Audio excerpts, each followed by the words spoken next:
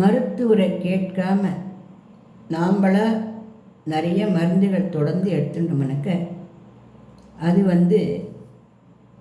கல்லீரல், சிறுநீரகம் எல்லாத்தையுமே பாதிக்கும்.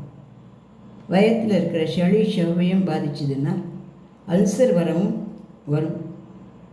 இந்த அளவு அவஸ்தைகள் மன வருத்தத்தை கொடுத்து டிப்ரெஷன் ஏற்படும். டிப்ரெஷனுக்கு ஒரு படி மேலே போய் மனநோயாளியாக ஆகக்கூடிய அபாயமும் உண்டு.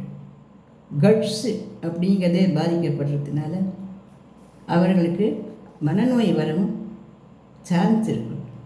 அதனால் டாக்டர்கள் சொல்லாமல் அவளுடைய அனுமதி இல்லாமல் நம்ம எந்த மருந்துகளையும் தொடர்ந்து எடுத்துக்கக்கூடாது.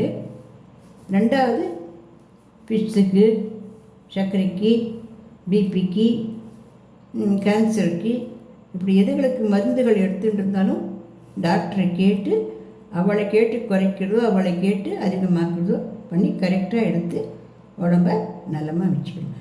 இந்த பதிவை பிடிச்சிருந்தா லைக் பண்ணுங்கள், ஷேர் பண்ணுங்கள், சப்ஸ்கிரைப் கொடுங்க.